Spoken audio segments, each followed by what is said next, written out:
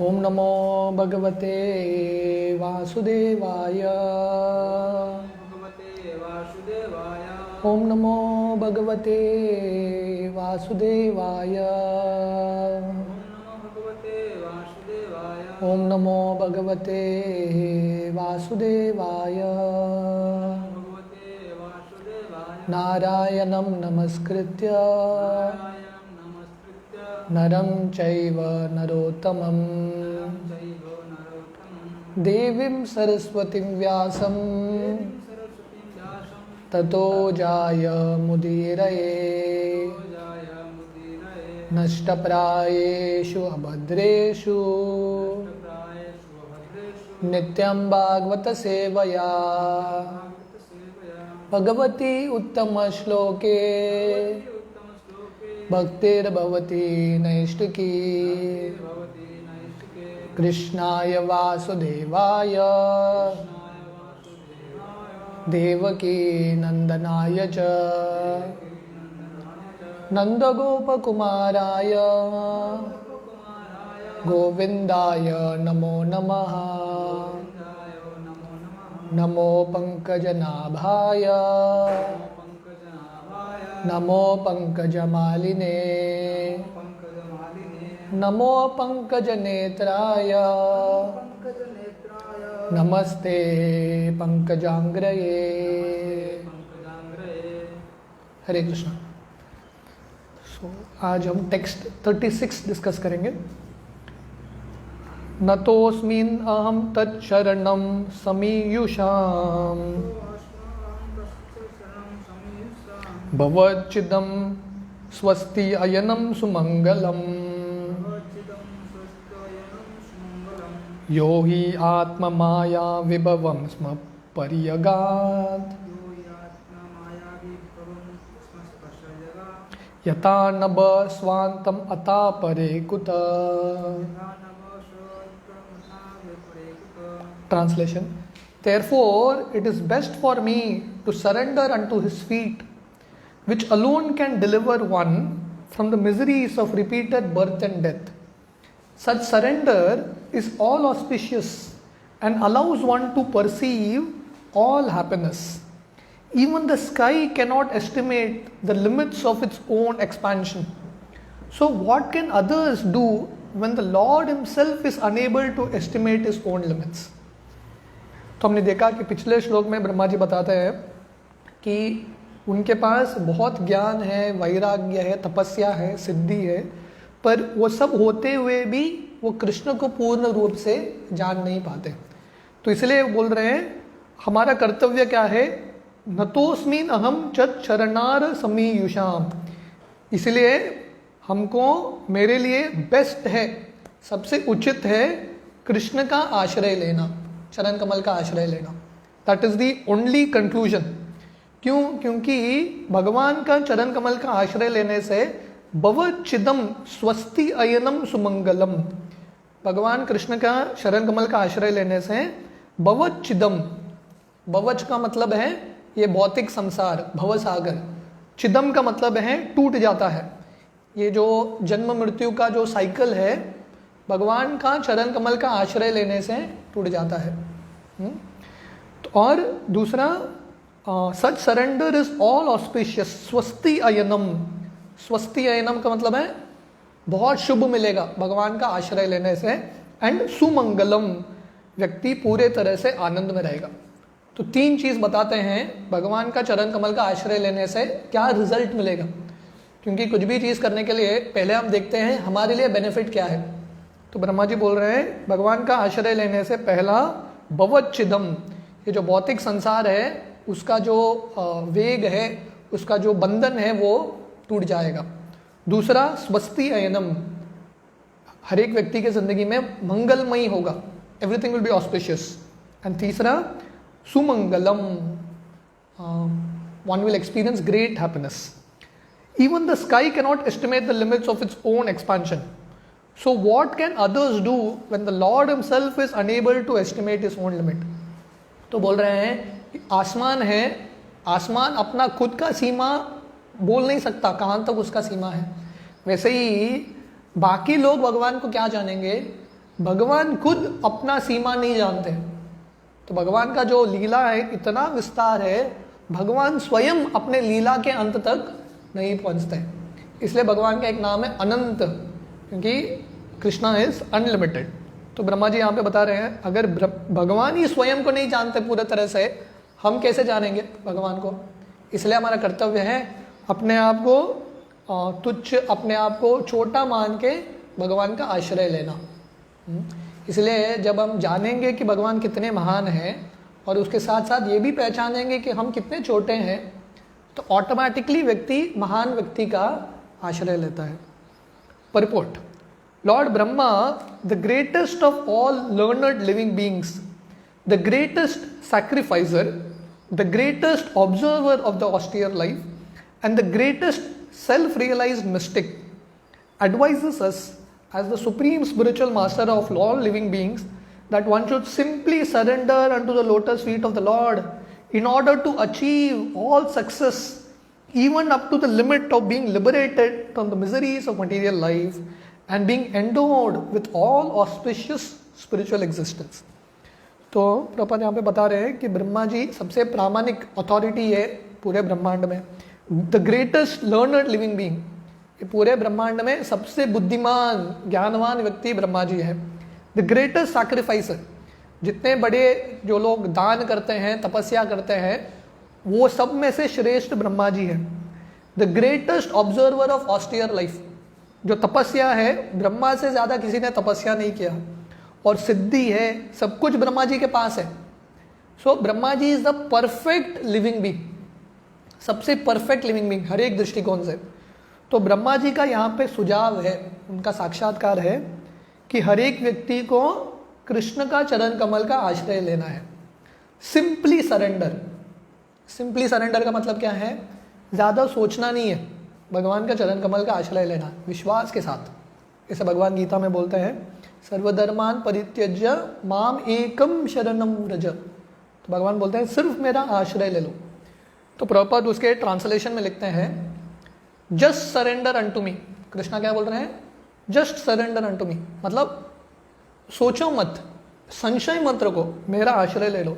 और ये करने से भवसागर का बंधन टूटेगा और हमारे ज़िंदगी में जितना भी कल्याण है और आध्यात्मिक धाम की प्राप्ति करेंगे। Lord Brahma is known as Pitamaha और द फादर्स फादर। तो ब्रह्मा जी का और एक नाम है पितामह, मतलब पिता के पिता, मतलब ही इज द ग्रेट ग्रैंडफादर, सब जीवों के वो पितामह है। अ यंग मैन, तो प्रभुपाद बहुत सुंदर लिख रहे हैं यहाँ पे, a young man consults his experienced father about discharging his duties. तो जो नौजवान लड़का है वो क्या करता है? पिता का सलाह लेता है, क्योंकि अनुभव है ना ज़्यादा, जिंदगी उन्होंने ज़्यादा देखा है, तो उनका सलाह लेके अपना डिसीजन लेता है। So the father is naturally a good adviser. इसलिए जो काउंसलर होता है ना, आजकल बच्चों का काउंसलिंग होता है, एक्चुअली ये हमारे वैदिक ग्रंथ संस्कृति में ऑलरेडी है, ये नया कंसेप्ट नहीं है, क्योंकि जो पिता हैं नेचुरल काउंसलर हैं बच्चों के लिए। क्यों? क्योंकि काउंसलर मतलब जो अपने बच्चों को सही उपदेश देगा, प्रेम करता है उससे, तो उसका हित चाहता है। But Lord Brahma is the father of all fathers. तो प्रभुपाद ये कनेक्शन बना रहे हैं, क्योंकि बच्चा नेचुरली पिता के पास जाएगा और पिता क्योंकि उसका हित चाहते हैं बेस्ट एडवाइस देंगे, दिल खोल के एडवाइस देंगे, मुझे ऐसा लगता है तुमको ये करना चाहिए, इससे तुमको बहुत फायदा होगा। तो ब्रह्मा जी हम सबके पिता हैं, पितामह, द फर्स्ट फादर, क्योंकि ब्रह्मा जी से मनु आते हैं, मनु से मानव आते हैं, इसलिए ब्रह्मा जी का ये जो एडवाइस है ये बहुत महत्वपूर्ण है। जनरली व्यक्ति अपना जो सीक्रेट है वो बताता नहीं है कि नहीं? जैसे कुक्स होते हैं ना, बहुत एक्सपर्ट कुक अपना सीक्रेट फॉर्मूला अपने पास ही रखते हैं, किसी को देते नहीं है। पर यहाँ पे ब्रह्मा जी अपना सीक्रेट बता रहे हैं। हाँ, इतना साल तपस्या करके उनका ये कंक्लूजन आया है, इसलिए ब्रह्मा जी बोल रहे हैं आप लोग तपस्या में समय व्यर्थ मत करो, सीधा मेरा कंक्लूजन स्वीकार करो, क्योंकि कलयुग के लोगों के लिए स्पेशली समय बहुत कम रहता है। अलग अलग माध्यम से हम प्रयास करेंगे, ठीक है 10 साल वेद पढ़ लिया, 10 साल तपस्या कर लिया, 10 साल ये कर लिया, उसके बाद देखेंगे कौन सा उचित मार्ग है। ब्रह्मा जी ने वो सब कर लिया, वेद पढ़ लिए, वेद उन्होंने रचना की, वेद की, तपस्या कर लिया, वैराग्य कर लिया, यज्ञ कर लिया, सब कुछ कर लिया। उनका कंक्लूजन है आप लोग ये सब में समय व्यर्थ मत करो, सीधा भगवान कृष्ण का चरण कमल का आश्रय ले लो। He is the father of Manu, who is the father of mankind all over the universal planets. तो ब्रह्मा जी मनु के पिता है और मनु से मानव आते हैं। Therefore, the men of this insignificant planet should kindly accept the instruction of Brahma ji and would do well to surrender unto the lotus feet of the Lord rather than to try to estimate the length and breadth of the Lord's potencies. इसलिए अगर ब्रह्मा जी भगवान का आश्रय ले रहे हैं, इसलिए ये दुनिया के छोटे से जीवों को घमंड नहीं होना चाहिए।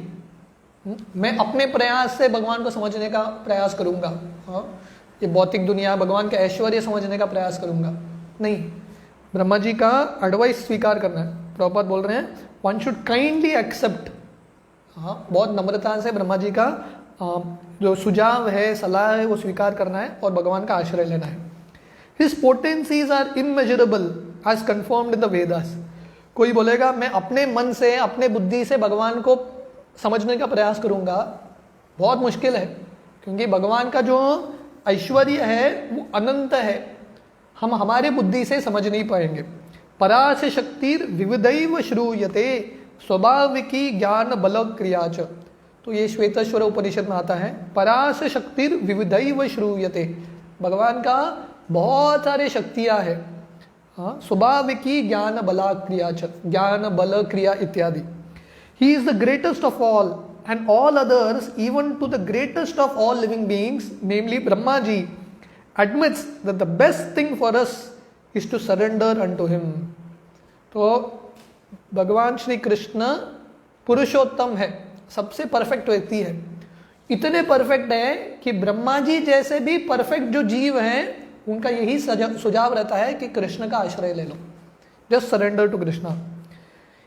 Therefore, only those persons with a poor fund of knowledge claim that they themselves are lords of all that they survey. तो इसलिए जो कम बुद्धिमान के लोग हैं उनको लगता है मैं भगवान हूँ, मुझे क्यों भगवान का आश्रय लेना है। इसलिए जो महान लोग हैं उनका सर झुकता है भगवान के सामने। इसलिए जब हम विग्रहों का दर्शन करने के लिए जाते हैं, भगवान के सामने झुकते हैं। वो झुकने में भी इतना आसान नहीं है हर एक व्यक्ति को झुकना। जिसके अंदर घमंड है वो अपना सर झुका नहीं सकता है, पर ब्रह्मा जी जैसे महान व्यक्ति जो इतने महान है, इतने बुद्धिमान है, वो भी कृष्ण के सामने झुक रहे हैं। तो भगवान के सामने झुकना ये बहुत महत्वपूर्ण कार्य है मनुष्य का। इसलिए भागवत में वर्णन आता है जो सर भगवान के सामने नहीं झुकता है वो सर एक बोझा है। जैसे कोई नदी में जा रहा है और डूब रहा है नदी में, और सर के ऊपर उसको 10 किलो का हेलमेट है, तो क्या होगा, और जल्दी डूबेगा, है कि नहीं। तो वैसे ही सर है, पर ये सर का कर्तव्य क्या है, भगवान के सामने झुकना। ये सर से हम भगवान के सामने नहीं झुकेंगे तो ये सर सिर्फ एक बोझा है। And what can they survey, they can not even survey the length and breadth of a small sky in one universe. तो लोगों को ये दुनिया में घमंड रहता है कि मुझे भगवान की आवश्यकता नहीं है, मुझे गुरु की आवश्यकता नहीं है, मुझे साधुओं की, शास्त्रों की आवश्यकता नहीं है, अपने बलबूते में भगवान को समझूंगा। I don't need gurus, middle man नहीं चाहिए मुझे, है कि नहीं। मैं अपना सीधा रास्ता देख लूंगा भगवान का। पर अपने बुद्धि से हम कितना भगवान को समझ पाएंगे। ये आकाश को भी वैज्ञानिक समझ नहीं पाए, लेंथ एंड ब्रेथ। ये दुनिया के आकाश का लेंथ और ब्रेथ क्या है अब तक कोई समझ नहीं पाया। So the so-called materialist scientist says that he would need to live 40,000 years to reach the highest planet of the universe being carried out by a Sputnik. तो वैज्ञानिक बहुत कुछ चीज़ बोलते हैं कि अगर हम 40,000 साल जिएंगे तब हम सबसे ऊंचे लोग तक पहुंच सकते हैं। हाँ, उनका ये विचार रहता है। This is also utopian because no one is expected to live 40,000 years. पर 40,000 साल कोई जी ही नहीं सकता। मतलब वैज्ञानिक को बोलने का तरीका है कि हम कर सकते हैं पर हमारे पास क्षमता नहीं है कि नहीं। Besides, when the space pilot returned from his travel, None of his friends would be present to receive him back as the greatest astronaut as has become fashionable for modern bewildered scientific men. तो प्रभुपाद बोल रहे हैं, वैज्ञानिक बोलते हैं कि 40,000 साल हमारा उम्र रहेगा तो हम सबसे ऊंचे लोग, ये ब्रह्मांड का, ये जो यूनिवर्स का सबसे ऊंचा लोग पहुंच के आ सकते हैं. ठीक है, आपका उम्र भी इतना बड़ा हो गया तो क्या होगा, जब तक आप वापस आएंगे आपके सब दोस्त मर जाएंगे. आप किसको दिखाओगे मैं पहुंच के आया? क्योंकि जनरली कोई वहां पे जाता है स्पेस में, वो आके यहाँ पे आके क्या बनता है, हीरो बन जाता है और उसमें एक आनंद आता है, मैं इतना बड़ा कार्य करके आया. इमेजिन करो कोई जाके आया इतना दूर ग्रह में, वापस आया कोई है ही नहीं उसका गुणगान करने के लिए, तो क्या फायदा. इसलिए प्रभुपाद बोल रहे हैं ये सब चीज में समय व्यर्थ नहीं करना है. One scientific man who had no belief in God was very much enthusiastic in making plans for his material existence and therefore opened a hospital to save a living. After opening the hospital, he himself died within 6 months. तो प्रभुपाद बोल रहे हैं एक व्यक्ति था जो नास्तिक था, भगवान पर विश्वास नहीं था, तो उसको लग रहा था मैं दूसरों का ज़िंदगी बचाऊंगा, खुद का ज़िंदगी बचाऊंगा.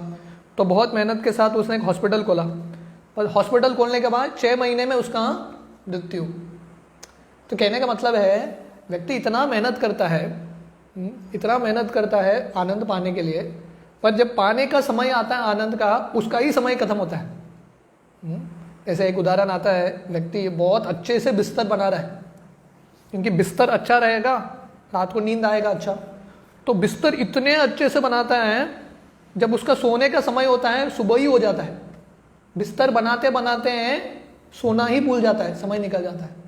वैसे ही व्यक्ति बहुत कोशिश करते हैं, ये करूँगा वो करूँगा, भगवान को अपने बुद्धि से समझने का प्रयास करूँगा, पर देखते देखते समय निकल जाता है. इसलिए अगर किसी को समय व्यर्थ नहीं करना है और मनुष्य जिंदगी का सबसे बड़ा फायदा उठाना है, तो जो प्रामाणिक आचार्य हैं, गुरु हैं, साधु संत हैं, उनका कंक्लूजन स्वीकार करो. हम जाके रिसर्च करेंगे, हम भी यही कंक्लूजन पे आएंगे, पर बहुत जन्म लगेंगे. बहुनाम जन्मनाम अन्ते ज्ञानवा मा प्रपद्यते वासुदेव सर्वमिति स महात्मा सुदुर्लभ. बहुत जन्मों के बाद, अलग अलग ज्ञान का प्रयास करने के बाद कंक्लूजन यही निकलेगा. क्या कंक्लूजन निकलेगा?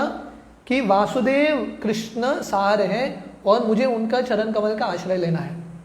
ये तो कंक्लूजन हर एक व्यक्ति को निकलेगा, पर समय प्रश्न है कि आप अभी ये कंक्लूजन पे आएंगे कि हजारों जन्मों के बाद ये कंक्लूजन पे आएंगे.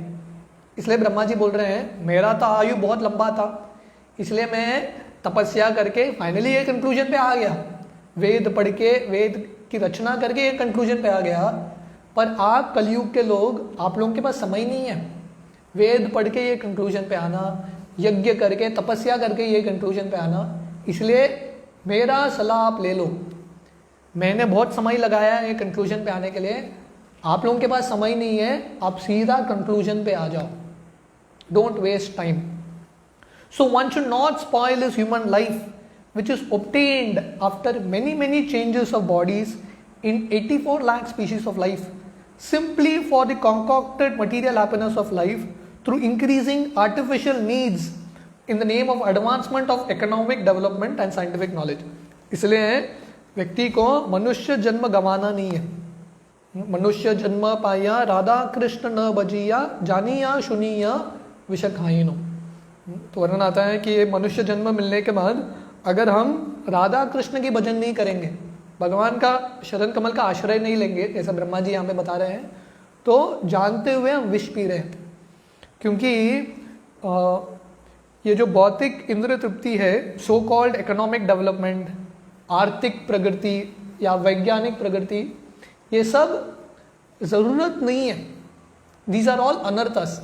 ज़रूरत नहीं है, क्योंकि मनुष्य को जिंदा रहने के लिए कितना धन की ज़रूरत है? ज़्यादा धन की ज़रूरत नहीं है. विल नीड मनी, ये सब की ज़रूरत है, पर जितना इम्पॉर्टेंट है उतना ही स्वीकार करो. Simple living, high thinking. Major समय भगवान की भक्ति में लगाओ. अभी नरसिंह चतुर्दशी आ रहा है, तो प्रहलाद महाराज भागवत में बताते हैं अगर किसी मनुष्य का ज़िंदगी 100 साल है कि नहीं, उसमें से आधा जिंदगी उसका सोने में खाने में चला जाता है, राइट। ये सब माइनस करोगे काम करने में, ये सब में बचता है थोड़ा ही साल, राइट। आउट ऑफ 100 years थोड़ा ही साल बचता है। अगर पूरे तरह से व्यक्ति भक्ति करेगा, उसमें भी व्यक्ति इंद्रिय तृप्ति या अलग अलग चीज में लगेगा, तो भक्ति करने के लिए कुछ समय ही नहीं बचेगा। तो मनुष्य जन्म आएगा निकल जाएगा। दुर्लभो मानुषो देहो देहिनाम शनु बंगुर। तो इसलिए प्रभुपाद बोल रहे हैं, पहला तो दुर्लभो मानुषो जन्मो, ये मनुष्य जन्म बहुत दुर्लभता से मिलता है। 84 लाख भ्रमण करने के बाद, after passing through 84 lakh species, finally मनुष्य जन्म का टर्न आता है कि नहीं। और मनुष्य जन्म मिलने के बाद भक्ति नहीं करेंगे, फिर से शायद कोई नीचे के योनि में जाएगा, फिर से रुकना पड़ेगा इतने करोड़ों साल मनुष्य जन्म आने के लिए। और मनुष्य जन्म हालांकि दुर्लभ है, बहुत कम समय के लिए है। देही नाम शनु बंगुर, बहुत जल्दी से निकल जाता है। इसलिए हमको समय व्यर्थ नहीं गंवाना है। क्या करना है? कृष्ण का आश्रय लेना है। Rather one should simply surrender unto the lotus feet of the Lord to make a solution to all miseries of life. हमको क्या करना है? सिंपली सरेंडर, सरलता से बिना संशय के भगवान का आश्रय लेना है। इससे क्या होगा? हमारे जितने भी मटेरियल प्रॉब्लम है सॉल्व हो जाएंगे। जैसे एक स्विच होता है ना, मेन स्विच, मेन स्विच को ऑन करो पूरे रूम में लाइट आ जाता है कि नहीं। तो हमारे लिए एक ही मेन स्विच है, वो भगवान का आश्रय, भगवान की भक्ति। ये एक स्विच ऑन करेंगे, सब प्रॉब्लम सॉल्व हो जाएंगे। One short solution for all problems, भगवान की भक्ति, भगवान का आश्रय। That is the instruction of Lord Krishna directly in the Bhagavad Gita, and that is the instruction of Srimad Bhagavatam by Brahma ji, the supreme father of all living beings. तो गीता का भी कंक्लूजन यही है, भगवान स्वयं बता रहे हैं, सर्वधर्मान परित्यज्य माम एकम शरणम व्रज। और यहाँ पे श्रीमद् भागवतम में भी वही कंक्लूजन है, ब्रह्मा जी बता रहे हैं, जो भगवान के पहले पुत्र है, आदि गुरु है, कि हमको भगवान का शरण कमल का आश्रय लेना है।